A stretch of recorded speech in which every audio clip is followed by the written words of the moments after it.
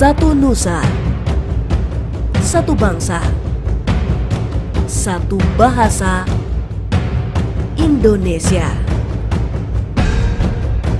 Ikrar Sumpah Pemuda 28 Oktober 1928 adalah tonggak penting sejarah bangsa kita. Peristiwa ini jadi puncak pertama kebangkitan nasional yang menyatukan beragam perbedaan. Mulai dari suku dan etnis, bahasa, seni, budaya, sampai agama.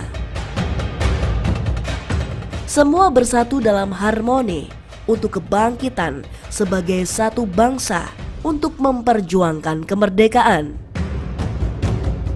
Sumpah Pemuda menjadi pondasi yang kokoh dan kuat peran penting kaum muda, yang kemudian berlanjut seturut peristiwa-peristiwa yang mengubah sejarah bangsa oleh generasi muda.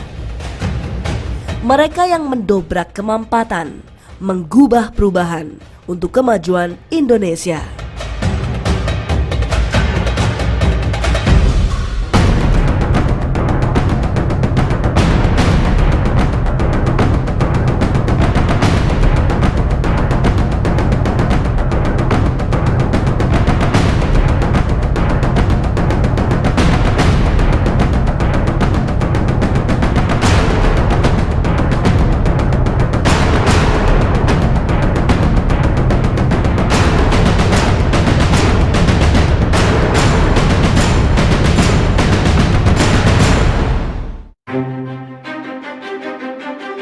Kongres Pemuda kedua yang menghasilkan seruan lantang Ikrar Sumpah Pemuda bukanlah peristiwa seketika.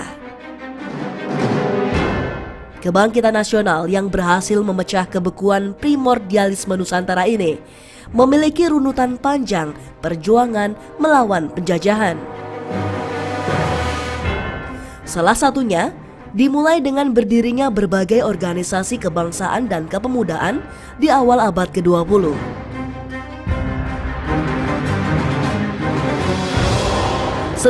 Oktober 1905, Haji Samanhudi di Solo mendirikan Serikat Dagang Islam.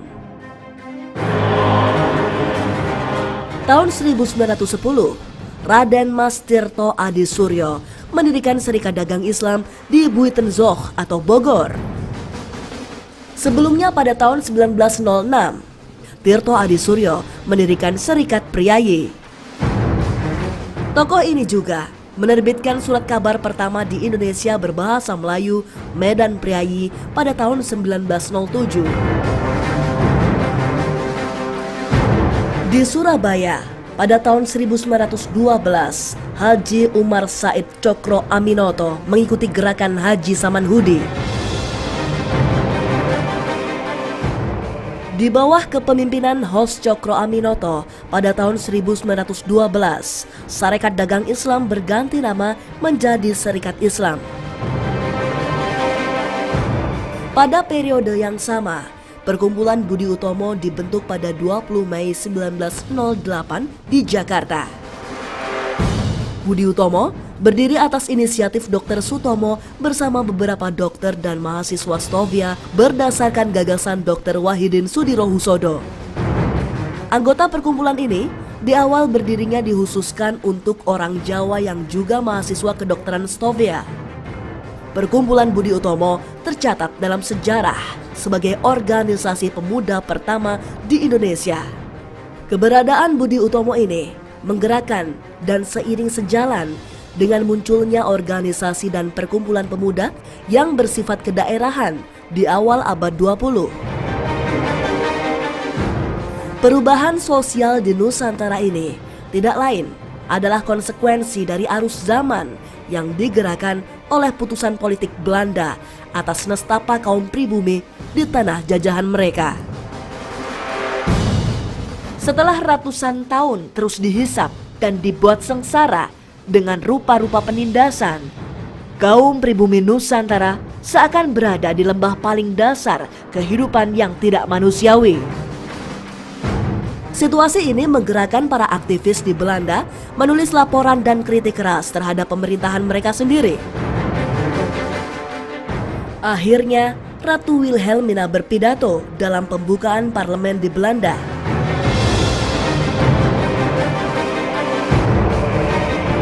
Secara garis besar, pidato itu mengingatkan bahwa pemerintah Belanda mempunyai panggilan moral terhadap penduduk Hindia Belanda. Pidato yang memunculkan kebijakan baru ini terutama dipengaruhi oleh pemikiran Konrad Theodor van de Venter yang dituliskan dalam beberapa artikel. Itulah sebabnya kebijakan politik ini kemudian dikenal dengan nama Trias van de Venter. Disebut juga sebagai politik etis atau politik balas budi. Kebijakan ini meliputi irigasi, transmigrasi, dan edukasi. Meski demikian, pelaksanaan ketiga program ini ternyata diselewengkan oleh perselingkuhan para pejabat kolonial dan kelompok kapitalis.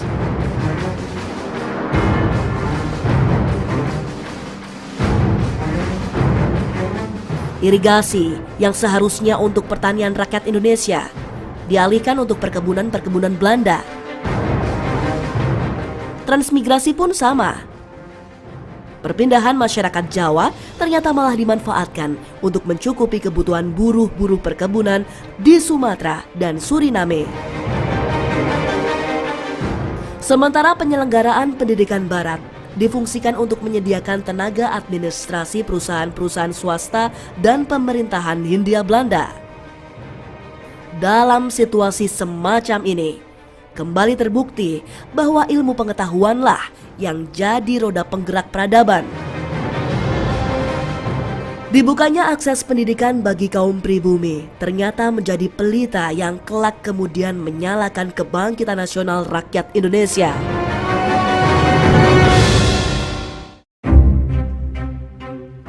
J.H.A. Bendanon waktu itu menjabat sebagai Menteri Kebudayaan, Agama, dan Kerajinan, menjadi tokoh penting keberhasilan program pendidikan bagi pribumi. Sekolah tersebar cukup merata di beberapa wilayah penting Nusantara. Akses pendidikan tidak hanya dibuka untuk kaum priayi yang ketika itu menjadi kepanjangan tangan pemerintah kolonial. Rakyat biasa pun diberi kesempatan bersekolah walau dengan kualitas dan fasilitas berbeda. Bangku pendidikan Barat yang membuka akses generasi baru Indonesia menguasai bahasa Eropa, yakni bahasa Belanda dan bahasa asing lainnya, membuka mata kaum pribumi. Anak-anak muda itu kemudian bersentuhan dengan rupa-rupa ilmu pengetahuan dan peradaban baru yang bertolak belakang dengan kejumudan kolonialisme Hindia Belanda. Kaum muda generasi baru itulah yang kemudian berperan penting dalam tumbuhnya kesadaran nasional dan mendirikan rupa-rupa organisasi dan perkumpulan pemuda. Johannes Leimena 23 tahun, Yong Ambon. Amir Syarifuddin Harahap 21 tahun, Yong Batak Spond. Muhammad Rum 20 tahun, Yong Islamieten. Muhammad Yamin 24 tahun, Yong Sumateranen Bond. Dan seorang pemusik, Wage Rudolf Supratman 25 tahun. Tokoh-tokoh ini bersama tokoh-tokoh pemuda lain dari berbagai organisasi dan perkumpulan pemuda, baik di Indonesia maupun Belanda, kemudian menginisiasi pelaksanaan Kongres Pemuda pertama dan Kongres Pemuda kedua yang menorehkan tinta emas kebangkitan nasional, Ikrar Sumpah Pemuda. Kongres Sumpah Pemuda dan Ikrar Sumpah Pemuda tidak bisa dipisahkan dari situasi sosial di masa pemerintahan kolonial Hindia Belanda. Awal abad ke-19, perekonomian di Hindia Belanda terutama perkebunan dan perdagangan dikuasai oleh bangsa Eropa dan Tionghoa. Politik ekonomi liberal ini sangat menyengsarakan petani dan penduduk pribumi. Terlebih ketika perekonomian Hindia Belanda memburuk yang membuat para tuan tanah dan pemilik modal semakin menindas kehidupan masyarakat. Kerusuhan dan pemberontakan massa terjadi di mana-mana karena para petani dipaksa bekerja tanpa bayaran atau diusir karena tidak dapat membayar hutang dan pajak. Perkumpulan dan organisasi pribumi seperti Serikat Dagang Islam dan Budi Utomo awalnya dibentuk untuk memperjuangkan kepentingan kelompok dan golongan.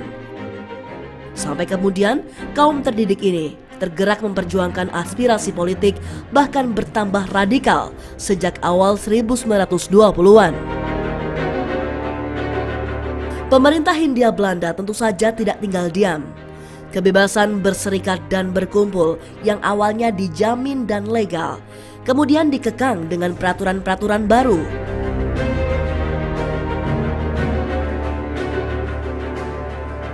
Kepolisian dan pejabat khusus pemerintah Hindia Belanda berwenang untuk menghadiri rapat-rapat organisasi.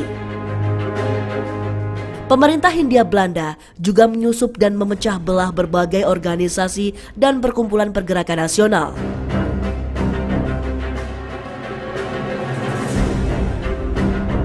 Demikian juga dengan organisasi pelajar dan mahasiswa. Orang tua pelajar dan mahasiswa ditekan agar anak-anak mereka tidak terlibat dalam perkumpulan dan organisasi politik. Siasat licik pemerintahan ini sedikit banyak memberi pengaruh besar karena para pelajar dan mahasiswa itu sebagian besar mendapatkan beasiswa atau orang tua mereka adalah pegawai dan aparatur pemerintah Hindia Belanda. Represi dan politik pecah belah pemerintah itu memunculkan ketegangan di antara organisasi pergerakan. Antara kelompok yang memilih jalan panjang melalui kerjasama dan pendidikan dengan kelompok yang semakin keras menyuarakan sikap politik pribumi.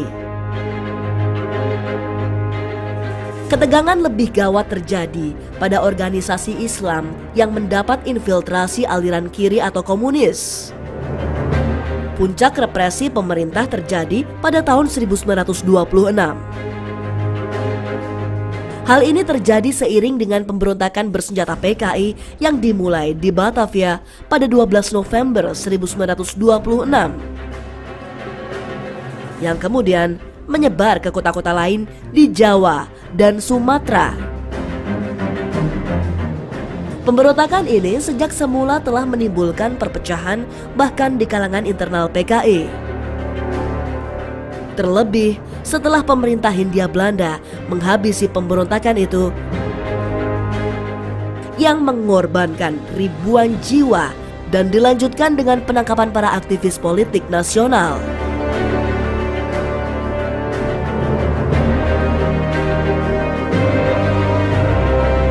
Pemerintah kolonial Hindia Belanda semakin ketat mengawasi perkumpulan dan organisasi pergerakan. Sementara para aktivis semakin menyadari bahwa persatuan dan kerjasama di antara seluruh elemen bangsa harus didahulukan untuk memperjuangkan nasib kaum pribumi. Perkumpulan dan organisasi pemuda memulai upaya untuk menjalin persatuan itu melalui Kongres Pemuda pertama.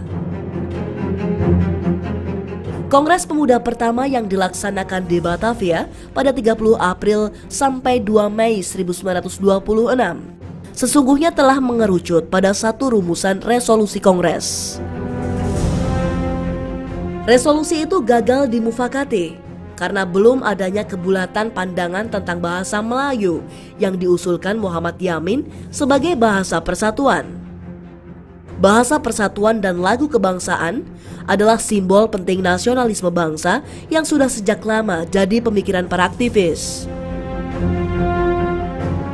Pemikiran ini tidak lain dipengaruhi oleh pendidikan Barat yang mengajarkan bahwa kemerdekaan satu bangsa tidak akan bisa dicapai selama bangsa Indonesia masih terpecah karena perbedaan aliran, suku, maupun agama. Kongres Pemuda kedua adalah hasil permufakatan berbagai organisasi pemuda yang melaksanakan Kongres Pemuda pertama. Kongres Pemuda kedua dilangsungkan di Batavia pada 27 dan 28 Oktober 1928 di 3 lokasi berbeda. Hari pertama Kongres 27 Oktober berlangsung di Gedung Katholike Jongen Lingenbond. Hari kedua 28 Oktober diadakan di Gedung Oost Java Bioskop dan penutupannya dilangsungkan di gedung Indonesia Club Hebo. Di gedung inilah keputusan Kongres dibacakan, yang kemudian dikenal dengan nama Sumpah Pemuda. Gedung Indonesia Club Hebo adalah asrama mahasiswa yang diperuntukkan bagi mahasiswa dari luar Jakarta. Di asrama ini pula, para pemuda yang semuanya fasih berbahasa Belanda berkumpul, berdiskusi, berdebat, dan akhirnya berkongres. Kongres ini tentu saja tidak terselenggara dengan mudah. Rupa-rupa represi dan tekanan terus dilakukan, bahkan sejak jauh-jauh hari. Para orang tua, priayi, dan pejabat pemerintahan telah melarang anak-anak mereka terlibat dalam kegiatan politik. Pemerintah sendiri selalu melakukan pengawasan melekat dalam setiap kegiatan dan rapat. Aparat pemerintah ini berhak melarang dan bahkan menangkap aktivis yang dianggap merongrong pemerintahan Hindia Belanda. Beberapa kegiatan tambahan seperti pawai dan arak-arakan pelajar termasuk yang dilarang dalam Kongres Pemuda kedua ini. Sementara penyebutan dan kalimat merdeka tentu saja jadi subversif yang paling tidak bisa diampuni. Meski demikian, anak-anak muda masa itu hidup dalam lingkungan pergerakan nasional yang tak bisa dibendung lagi. Semua mereka bersiasat di bawah hukum kolonial yang terus menjegal. Termasuk persoalan-persoalan di antara anak bangsa sendiri yang belum lagi bertekad bulat dan bersatu sebagai bangsa Indonesia. Kongres Pemuda kedua didasari hasil dari Kongres Pemuda pertama. Dalam Kongres Pemuda pertama, dimaklumatkan bahwa bahasa persatuan adalah bahasa Melayu. Pada Kongres Pemuda kedua inilah terjadi perubahan besar, yaitu istilah bahasa Melayu diubah menjadi bahasa Indonesia. Yamin yang semula bersikukuh menggunakan istilah bahasa Melayu menimbang ulang bahwa Kongres kedua ini harus menghasilkan resolusi yang penting. Maka dia kemudian merumuskan bahasa persatuan adalah bahasa Indonesia. Kongres Pemuda kedua pun ditutup dengan pembacaan hasil kongres. Seluruh peserta yang berasal dari beragam suku dan golongan memulai awal baru bagi perjuangan bangsa. Mereka bertekad bulat dalam satu sumpah, bertumpah darah yang satu, tanah air Indonesia, berbangsa yang satu, bangsa Indonesia, dan menjunjung tinggi bahasa persatuan, bahasa Indonesia. Ikrar ini kemudian dikenal dengan nama Sumpah Pemuda. Selain itu, dalam penutupan Kongres Pemuda kedua ini pula, untuk pertama kalinya lagu kebangsaan Indonesia Raya berkumandang secara instrumental ya.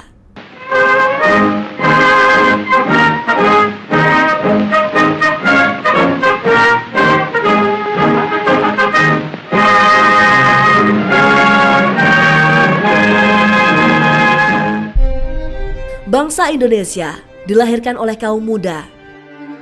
Sejak awal abad 20 yang ditandai dengan berdirinya Sarekat Islam dan berbarengan dengan munculnya kaum terpelajar, kaum muda betul-betul bergairah.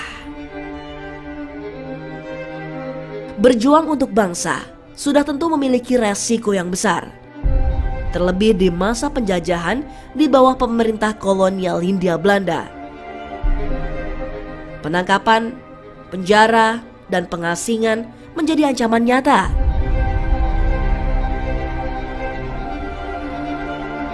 Soekarno, 29 Desember hingga 31 Desember 1931 di penjara Bancai dan Sukamiskin. Agustus 1933 diasingkan ke ND Flores.